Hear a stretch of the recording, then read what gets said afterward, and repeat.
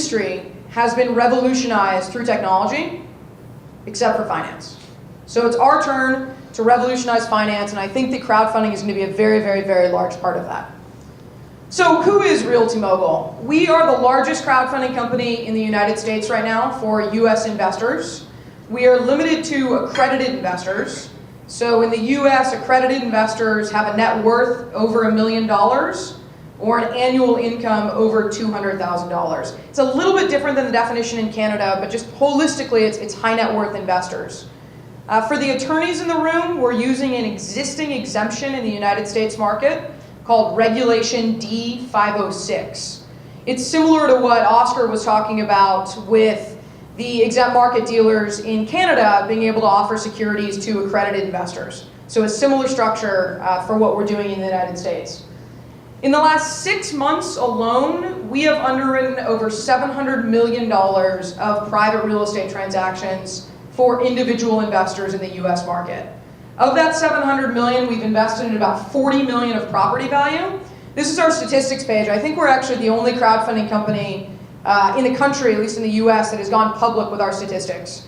I am very, very, very open as a CEO. I'm very transparent. I'll tell you almost anything that you want to know, assuming that I know the answer. And if I don't know the answer, I'll get the answer. But we went public with our statistics very, very, very early when we really had no traction. And some of our investors said, "You're absolutely nuts. You know, why are you telling people you've only done $300,000 in transactions or $1 million in transactions?" And I said, "Because we're going to do $100 million, and I'm not worried. And we want to show our growth from day one." So we went live with our statistics. I pulled up a screenshot for you here. We've made 23 investments, and I think most importantly, we've already distributed back over $500,000 to our investors. We are also one of the only crowdfunding companies, if the only crowdfunding company, that has done that, and it's because we strictly focus on cash flow. So we will not invest in a development project. We will not invest in a major repositioning project. Everything that we're investing in has current income and current cash flow. And this goes back to that theme around the economy right now, where investors were telling us, "I want a monthly check. I want a quarterly check. I want it to be consistent, and I want to know where the income's coming from and when the income is coming." So that's really what we focused on doing. We're also very, very big on diversification. And we diversify across 3 main axes. It's the 3 pie charts here on the bottom of the screen. The first axis is the property type. We are comfortable in almost every single type of real property, whether it's residential, multifamily, a retail shopping center, an apartment building, an office building, a self-storage facility. We're comfortable so long as there is cash flow. The second axis is geography. We're in a host of states in the United States today: California, Tennessee, Texas, Kansas, Washington, Illinois. We're also in a variety of other states in the Midwest. And we're looking to be, at least today, a national platform in the United States. So looking to acquire in any market where we think the real estate market makes sense. That doesn't mean that we'll be in every state, but it means that we have a very, very broad reach of what we look at from an underwriting perspective. The last axis that we diversify on is investment type or asset type. We are a crowdfunding company that does both debt crowdfunding and equity crowdfunding. So equity crowdfunding, a lot of us has been talking about that today. I'm not sure that anybody spent a whole lot of time talking about debt crowdfunding, but in my opinion, debt crowdfunding really started with 2 now large peer-to-peer lenders in the United States, Lending Club and Prosper. Prosper's done, I think, $600 million in unsecured consumer debt, and Lending Club has now done over $2.5 billion. So along that trend, we are doing loans that are secured by real estate. Both of those companies offer unsecured consumer debt, and all of our loans are secured in what's called first position by real estate. So we have a debt piece of our business, and we have an equity piece of our business where we're offering preferred equity in commercial transactions, apartment buildings, retail shopping centers, and the like. Now, one of the reasons that I'm really, really interested in real estate investing is to give investors the opportunity to be passive. Really what that means is that you're not dealing with the hassles you're not dealing with the hassles of property management. And if you think about this from decades, this has existed way, way, way beyond crowdfunding. Crowdfunding is pooling capital to make an investment. And this has been happening in the real estate world, again, for decades. Families have bought and sold properties together. Friends have bought and sold properties together. You even think about publicly traded REITs, or real estate investment trusts, which are traded on the public equity markets. Those are investors jumping in and collectively buying properties together. So this isn't a new phenomenon. It's a new phenomenon, it's a different phenomenon for 5 primary reasons. The first is the ability to transact online. Historically, you could not make these types of investments online. You could invest in stocks and bonds online through E-Trade, Scottrade, Fidelity, Merrill Lynch. I'm not sure the largest online broker or exempt market dealer here in Canada, but I'm sure it exists. So the online aspect is really, really big. The second difference is unparalleled access to deal flow. If you wanted to invest in this kind of investment historically, you had to have a relationship. You had to know a real estate company that was actively raising money in a project that you could get access to. And that has completely shifted with crowdfunding. Our team goes out and scours the entire United States for projects to bring to our network of accredited investors. And these are all transactions that they would not have been able to invest in without us. They just wouldn't have had the access, they don't have the relationships, they don't spend their full-time jobs going out and finding passive real estate investments the way that our team does. The third difference between real estate syndication or collective real estate investment of the past and crowdfunding today is lower minimum investments. We offer investments at $5,000 or $10,000.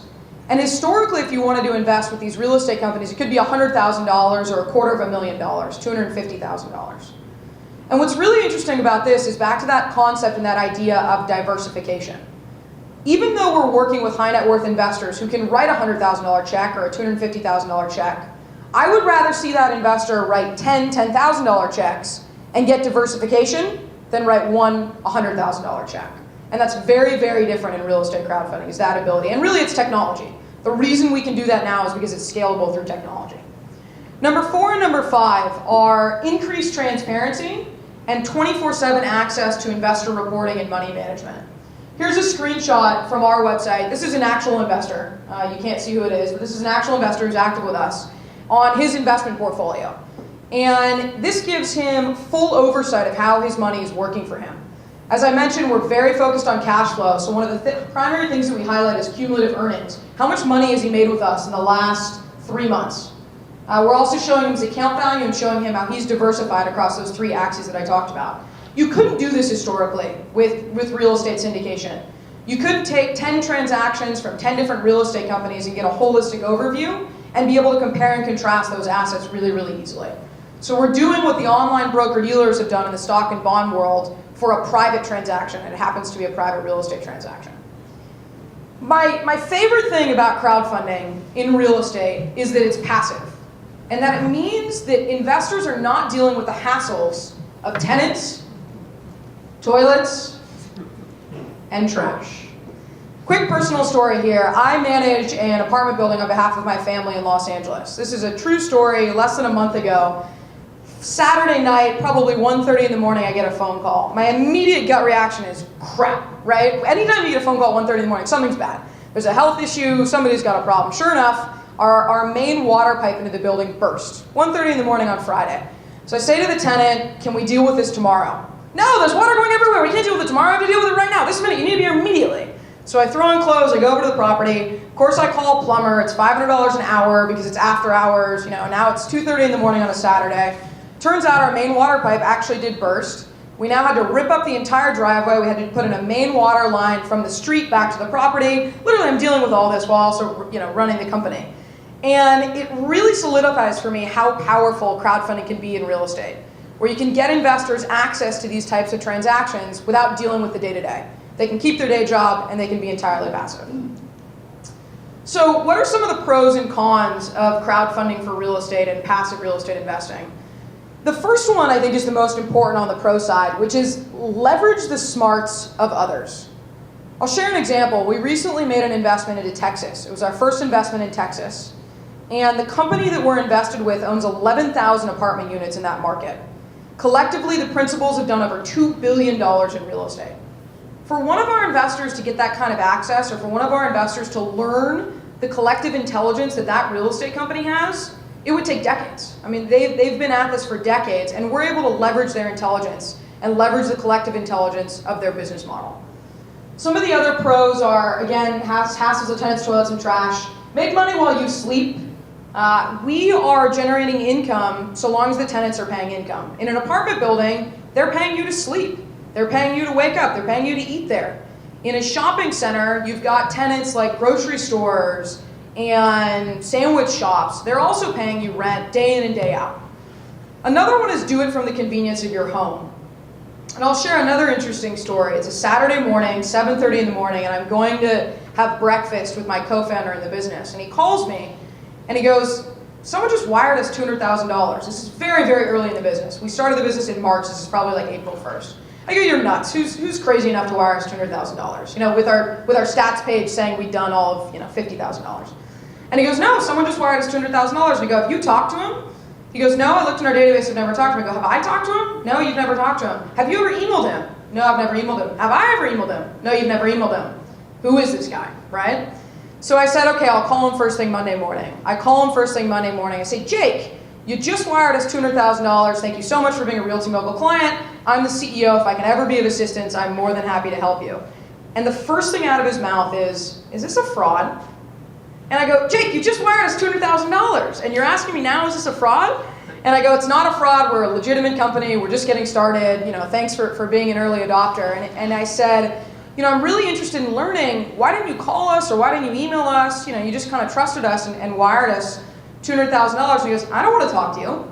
I'm doing this because it's online. And I can sit in my underwear and do it in my living room. And I'm doing it because it's online and because I don't want to have to talk to anybody. I don't want to have anybody selling me. I want to make my own decision and I want to make the investment. And that's one of the really, really unique things about crowdfunding that I don't think has ever existed in real estate syndication historically.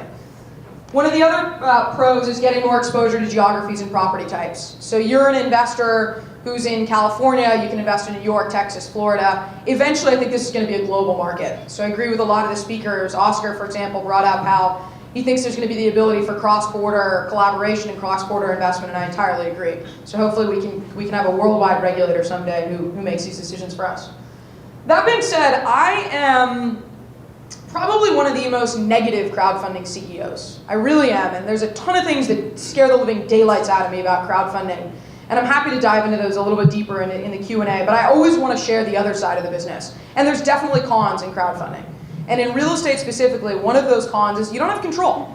The investor is not making the day-to-day decisions on the property. They are along for the ride. There is a business plan. They hope that that business plan gets abided by.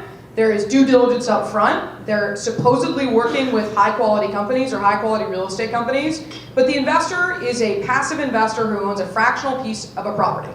So let's say that we have 1,000 owners of this hotel. 1/1000th of a decision is not going to get you anywhere. And that's one of the real cons about real estate in the crowdfunding world. The other is this is completely illiquid. So we ask our investors to sign a specific risk disclosure that they understand all the risks. One of the massive risks is that this is illiquid. It is not the stock market where you can buy it at 8 o'clock in the morning and sell it at 5 p.m. the same night. It is just not going to happen that way. We've known and thought about this a lot, and from the first day that we ever did one of our properties, of the 23 that we've now invested in, we included a transfer provision in our documentation. So if you want to transfer out of one of our assets, we charge you a $500 admin fee, we'll help you get out, but there's no market to get out. And there's also a regulatory hurdle in the US today that you cannot sell a private placement security for the first year. So for the first 365 days, legally you cannot sell, you're in it.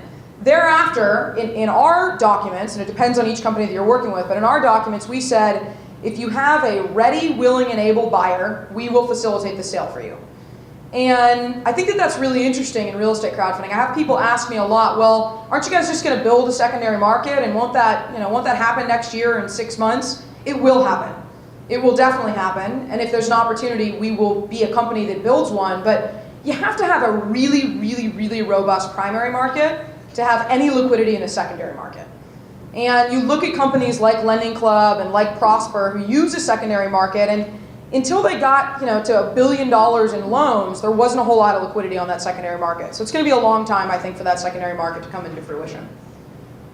The other two I touched on, which is you're not deciding when to sell the property as an investor, and you're relying on the real estate company to act in your best interests. So real quick, from a legal perspective, what are investors actually owning when they buy into a project with us? We structure all of our investments as what's called special purpose vehicles. It's either an LLC, a limited liability company, or an LP, a limited partnership. And investors are buying interest in that entity. So they own a piece of a legal entity. That legal entity, in turn, owns the real estate. So there's one step or two steps removed between all the investors and the real estate. Frankly, I think this is the easiest way to structure it. We spent a lot of time thinking through structuring in the US market. I think you've probably got something very, very similar in Canada that could be structured this way. And it reduces liability for your investors. So we don't cross-collateralize any of our properties. If the hotel that we invested in doesn't perform as we expected, it's not going to impact the retail shopping center that we invested in a week later. We keep them very, very, very segregated for investor protection. So how do we invest passively as a company? Really, what are the operations of our business? For me, it's all about the people. And I don't care what business you're in, I don't care what business I'm in for the rest of my life, it's always going to be about the people. We are looking for best-in-class real estate companies that are run by best-in-class operators. What that means for us is we're typically looking for companies that have done over $100 million in real estate transactions. They have a very, very deep history, a very, very deep track record. This isn't their first rodeo. We like to find real estate companies that have been through a bad cycle. So they've been through a recession like 2008 and 2009. They've also been through a really, really good time. And what we want to see is they're not acquiring at the height of the market, and they're not selling properties at the bottom of the market. We also want to see that they're thriving in the bad times. Or if not thriving, they're at least surviving, right? So they're not giving properties back to the banks. We're always looking for character. So we underwrite all of the real estate companies that we work with, both the people and the operating company, and also the real estate. And one of the things that we're underwriting for is character and culture. It's a very, very, very hard thing to underwrite for because there's no metric that defines that. But we'll look at their pro forma, for example, and see, are they growing rental income as quickly as they're growing expenses? Are they making assumptions that seem very out of line in the market? One of the beautiful things about real estate is that there is a lot of data. So we can pull data from other sources and use that to validate assumptions that these real estate companies have. Are they acquiring the property at a purchase price that we think makes sense, for example? From there, we open it up to our investors to invest. We require all of our investors to make the investment decision on their own. So every time they go to look at a specific property, they're making that investment decision on their own. We do due diligence as a business, but the onus rests on the investor to make an informed investment decision. And we provide them access to all of that due diligence information. The last step is sending out cash flow. So sending quarterly or monthly distributions to all of our investors. We're currently doing that on all 23 transactions that we've invested in to date. This was a really, really interesting study for me, and I wanted to share it because I was kind of mind-boggled when I first saw it. But we are focused on high net worth individuals today. Crowdfunding is opening up this to the retail market, I think in Canada and the US and around the world. But who used to invest in this kind of stuff? We came across a study from MIT around institutional investors, pension funds, endowments, sovereign wealth funds, those kinds of things. And on average, within their real estate allocation, 5% of that was going to publicly traded REITs, and 95% was going to direct participations or private placements in real estate. These guys have known about this forever. They've been doing this for as long as we all can remember, and yet there's been very little access for the retail investor to have direct access to these private placements. Just thought this was a really, really interesting stat for how big I think this business can get and how big of an opportunity it is. I think it is for retail investors who have never had access to these kinds of investments. This is another frequently asked question, so I figured I'd address it up front. How is it different than a REIT or a real estate investment trust? Real estate investment trusts are traded, bought and sold on the public markets. The big difference is that you have more control and more transparency in what you're actually investing in. You can choose to invest in this hotel or an apartment building on A Street and Z Street. So you have more control about where you're investing, and you also have more control about the geography that you're investing in. If you're in Montreal and you want to invest in Montreal, you can just invest in Montreal. If you're in Montreal and you want to invest in a property in Vancouver, you'll have that ability to really self-select. The other interesting thing is taking advantage of the markets. So REITs are such large entities now, hundreds of millions of dollars to billions of dollars, that they have to place really, really large tranches of capital. Most REITs won't look at a property, unless they can invest 10, 20, $30 million. And there's tons of opportunity that is below the institutional level right now. Every single equity transaction that we've done on the platform, and I'll share a couple examples, has been an off-market transaction. It has not been publicly marketed widely. And I think that that's a big differentiator with crowdfunding. So I'm in the real estate business. This is a little bit off topic for crowdfunding, but I thought I'd share 5 insights on the market, on the real estate market, that we've come to after analyzing 700 million in private transactions. The first one is that development is back in a big way. These are US statistics. They're probably a month or two outdated now because the US Census doesn't get updated that often, but massive, massive development coming back. That gives you some indication of where we're at in the real estate cycle. Development comes back in the good times. It's typically very quiet in the bad times. We're staying entirely away from development. We won't touch it. I think there's too much risk in it for our investors, and we're focused on cash flow. But it's back, so know that it's back, and that there's opportunity there. The second one is that purchase prices for multifamily properties are leading us to believe that the multifamily space is overheated. This is not in every single market. This is somewhat market specific, but we're seeing properties that used to trade at an 8% return in Texas trading for a 5.5% return. And we have real estate companies pitching these to us, and there's a kind of a joke inside the office that I just say, overheated. So our underwriters will send me stuff, hey, I think this is really interesting, here's what the comparable cap rates are, here's what the comparable purchase rates are, and I just write back one word, which is overheated. And this is really a concern of ours. It doesn't mean that we're not investing in multifamily. We are, and I'll share a multifamily transaction that we invested in, but it means that we're very, very, very cautious about multifamily right now. The third one, this is kind of the doomsday prediction. Really concerned about another credit crunch in the US market, but it's a global market now. So in the global market, around 2015 to 2018, you've got a very, very high proportion of commercial loans. So the last kind of blow up was in the residential space. Now I think that we've got a problem in the commercial space where you've got a ton of commercial loans that are resetting or are going to be coming to market rates between 2015 and 2018. What that means for us is that we're investing in transactions that have really, really long-term loans, 7-year loans or 10-year loans, so that we can lock in interest rates today as well. Interest rates are historically very, very low. Number 4, we're very concerned about government tenants. There are certain government tenants that we're comfortable investing in and around, and there are others that we won't touch with a 10-foot pole. We just said no to a really big government transaction. This is actually a funny one. We got a triple net to the United States Post Office. The United States Post Office is broke, dead broke, bankrupt, and it was pitched to us as credit quality of the United States, highest possible credit quality. Your investors are going to love this. Can't wait till you pitch it to them. And I called the guy personally and said, the post office is broke. The post office has no budget. The post office is closing. You know, you're out of your mind if you go forward with this transaction. So perfect example of where we fit in the underwriting scope and also some things that we just won't touch. The non-doomsday prediction, there's always opportunity. We're seeing tons of opportunity in the real estate markets right now. In retail, we're doing a lot of retail transactions. Student housing, we invested in mobile home parks, another interesting story.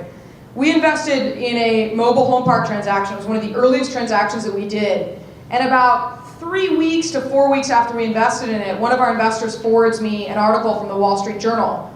Carlyle, which is one of the largest institutional investors, has now announced that they're doing a very, very massive mobile home park strategy.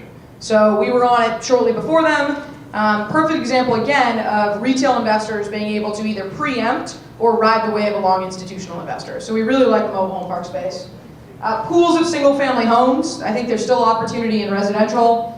Distressed sellers for multifamily. So because we think that multifamily is a little bit overheated, we're looking for unique situations. We're looking for distressed sellers who have to sell due to a bankruptcy, due to a divorce, due to whatever it may be in people's individual lives.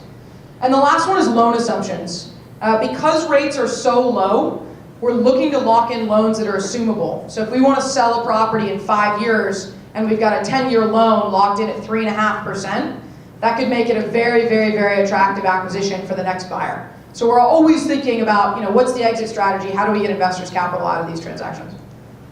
So here's some transactions that we funded. This is the apartment deal in Texas that I was mentioning with the group that's done 11,000 units, predominantly in the Texas market. It was a 267-unit apartment building located outside of downtown Dallas. I think it was close to 90% occupied when we purchased the property. The objective is to bring up occupancy, but distribute rental income while we're adding value on the property. This is a 72-unit townhome community. This is also very, very well occupied. This is an example of us actually going alongside a government tenant. This is right outside of an army base. The government recently spent $2 billion renovating the army base and getting ready for a couple 100,000 additional troops to come into that army base. So this was an example of us getting comfortable with, it's not a government tenant, but the government, which is the army base, really provides a tenant base for the property. Here's a pool of 10 duplexes. So this was a debt transaction. We were paying investors 9% interest on this. We held 10 loans secured by 10 duplexes in the Tennessee market. This one is probably my favorite transaction that we've closed to date. It's the first shopping center that has ever been crowdfunded in the world. So we're really excited about that. CBS News covered it, NBC is covering it. Major tenants: Safeway, CVS, Starbucks, McDonald's, Subway. Your average investor investing $10,000 or $25,000 would never have the ability to buy this on their own. So we had a lot of demand for this transaction. It sold out in less than 24 hours. So crowdfunding, you can have really rapid activity, and we definitely saw with this transaction. We really like retail, but also people could relate. And I think in crowdfunding, you should be looking for what folks can relate to. And in the US, when you say, do you want to own McDonald's and Subway and Starbucks, people go, oh yeah, I know those brands. I go there every day, right? I get my coffee from Starbucks every day. So they understand those brands, and they really could relate to them. With that, here's my contact info. I'm always happy to answer questions and lend a hand. I'm very focused on relationships, so always try and give back first. If there's introductions I can make for anybody in the room or experiences I can share, I'm happy to do it, and I'm happy to take questions.